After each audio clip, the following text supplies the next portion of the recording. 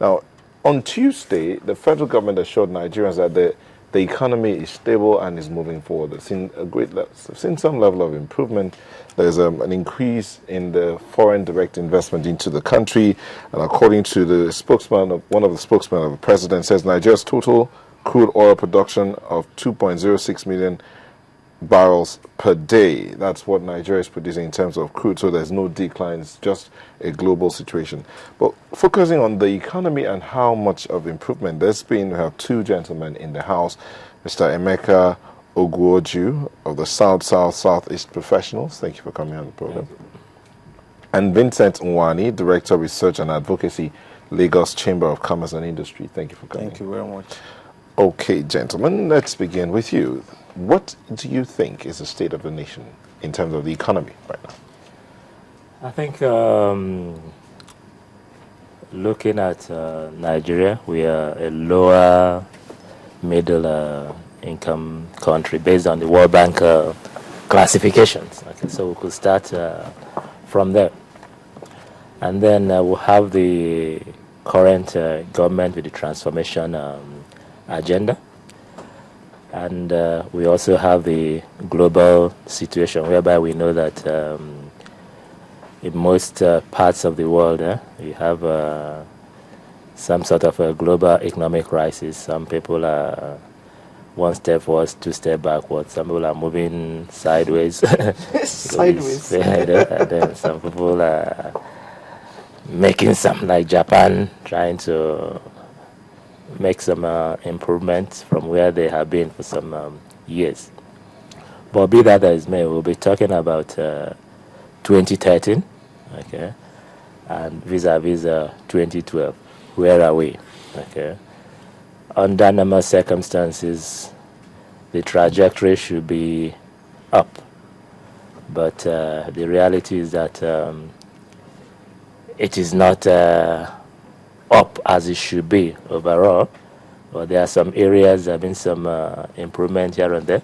But generally, the fundamentals are such that you could say it's a bit stable but shaky, in the sense that we are a How can it be stable and shaky? Yeah, because we are a monoproduct economy.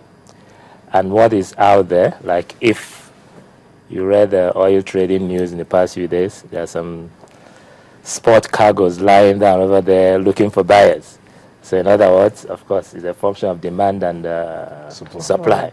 So if we have a glut, the price will come down. And since we are dependent on oil, then with the spot position, that's why I say it's shaky, but then overall we could say you average over time, but at this point in time it's not looking too good with regard to the price of our main product. Okay. But the stats are telling us that there's a growth in the non-oil sector.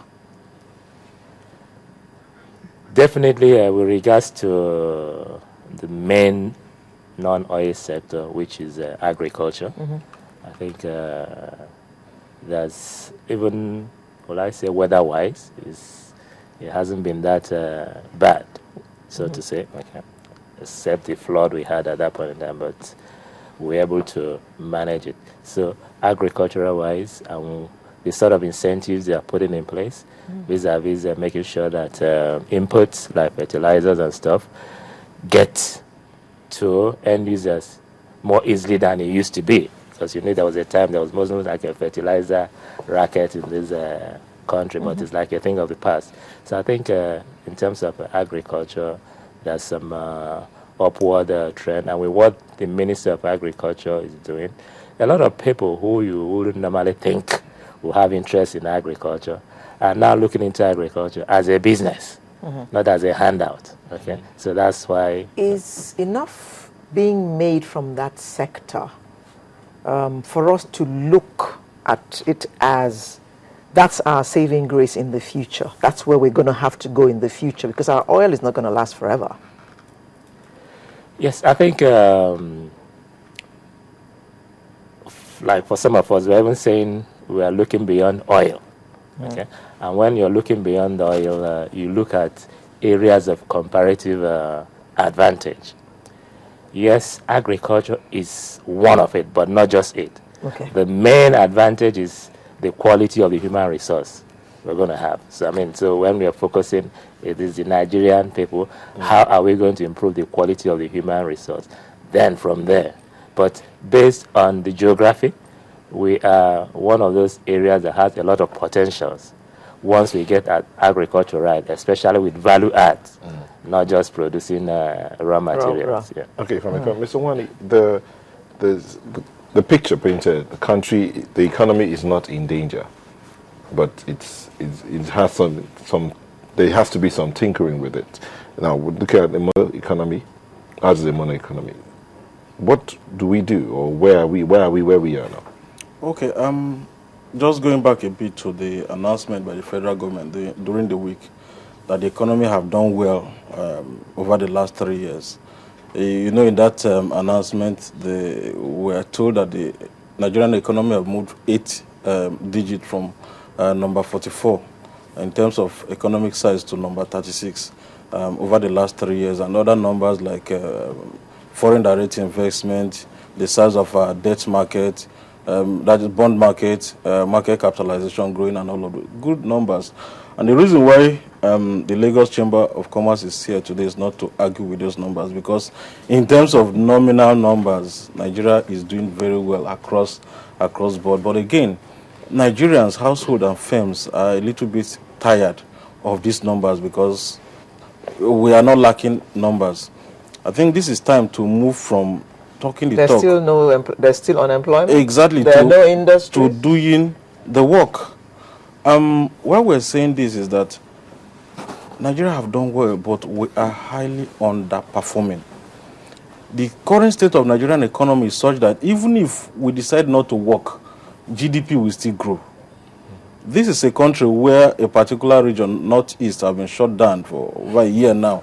Here, foreign direct investment is moving, GDP is growing. It sends a signal that even if we all decide to rest to some extent, the economy will still run and will still be a large economy. So it is time for Nigeria to see what is the major disconnect between the GDP numbers, between inflation numbers, between stability of exchange rates, as economists to put it, and putting food on the tables of Nigeria. I want to go. Nigeria will say GDP is growing at 6%, 8% over the last 10 years. How come that Nigeria, the incidence of poverty is rising? How come that corruption index is rising? Quality of life is decreasing in terms of access to potable water, access to health, primary school enrollment, infant mortality rates, and even life expectancy, one of the lowest in the world. These are the numbers that Nigerians want to begin to see. Nigerians want to begin to hear from the federal government that over the last 2 years, X number of malaria deaths were prevented. We want to begin to hear that over the last 1 year, this is the amount we saved from not importing as much rice as we used to import. We need to do the work and stop talking the talk. Now, going into the realities on ground, you say what should be done. One of the major things that the federal government and all stakeholders need to do to bridge the gap between the numbers and quality of life is job creation. Unfortunately, over the last 2 years, we've not even seen job numbers. The last we saw was in 2011 when Bureau of Statistics said the unemployment rate is 23.9%. That is official. As at that date, unofficial numbers is well over 35% or 40%. Some countries are having less than 50% of the numbers we're having pick up arms against the leaders, but that did not happen in the country. So if we can formulate policies and also back it up with the right action, such that Nigerians will go back to work.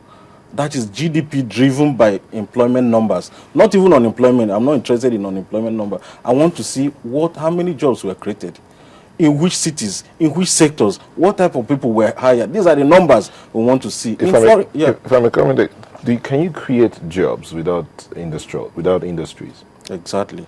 Of course, you can do little in terms of creating jobs, because today the sectors that are driving Nigerian economy are not really employment-driven sectors like oil and gas, as my colleague have mentioned. Even the financial sector that is reporting all the 100 billion profit after tax. How many people are employed in Nigerian banking industry? Less than 70,000 Nigerians are employed in that sector. So you find out that it's time we need to begin to add value, like you mentioned, not just producing the raw material or extraction, but adding value, creating industrial zones across the states, across all the regions, so that Nigerians will get jobs. We have to copy some of these, some people call them Asian tigers, even China and India. What do they do over the last 20 years to begin to move into, close the gap? We remember that China, first of all, took advantage of the domestic market. An economy that have over 1 billion people, they know that they have market, and they have to feed their people. They have to clothe their people. They have to house their people. This have to be done. Mr. Nwani, is it true that most of the big companies and even banks are indebted to AMCON?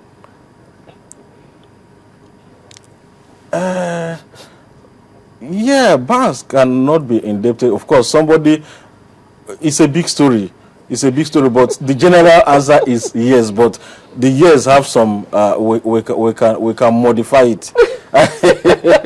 You can modify. We can modify it, because it is the debt owed to bank that were transferred to AMCON. Exactly. Yes. Okay. So when banks transfer this debt to AMCON, Asset Management of Nigeria, of course, the banks are now a little bit free to continue with their normal banking transaction and the intermediary rule. And the job of AMCOM is now to chase the actual debtor. You know, you are relieving the banks so that they can continue doing their business. Yes. And so that is the simple structure. So right now, as you speak, a lot of those debts still owed to AMCOM are still outstanding, and AMCOM are doing a lot to see how much they can recover before the lifespan. Of course, the lifespan is 10 years. Okay. The matter of our interest rate and exchange rate. We are told that they have both been quite stable, even though we're now buying a dollar at 162, 163 naira, which some of us who are not economists don't see reason for. Why should we be buying $1 at 163 naira, for crying out loud? Is our money so weak that we have to pay so much? But you economists have told us that is the best thing for our economy. How is that affecting our position right now? I think that's one of the key jobs of the central bank in terms of monetary policy, as trying to what they call the trinity: the exchange rate, okay, the inflation rate, and then of course the interest rate. Everybody knows that you try to juggle the three, but you never get the three right at the same time. Okay. So it's almost an impossibility. But sometimes you have to do trade-offs. Now, with regards to the interest rate and exchange rate, we know that the interest rate in Nigeria is not where it should be. Okay, we should be talking about below double-digit inflation interest rate. Okay, because at the end of the day, that's what determines what you do. If you have to borrow to set up an industry at 20%, of course you're dead on arrival. If somebody else could borrow at 2% or 3%, okay, which is what's happening in dollar and other regimes, whereby they're even looking at 1% interest rates. But of course, the exchange rate, you have to get the balance right, because it sends some signals. Okay, if your exchange rate is too strong, then encourages a lot of imports because people feel that they can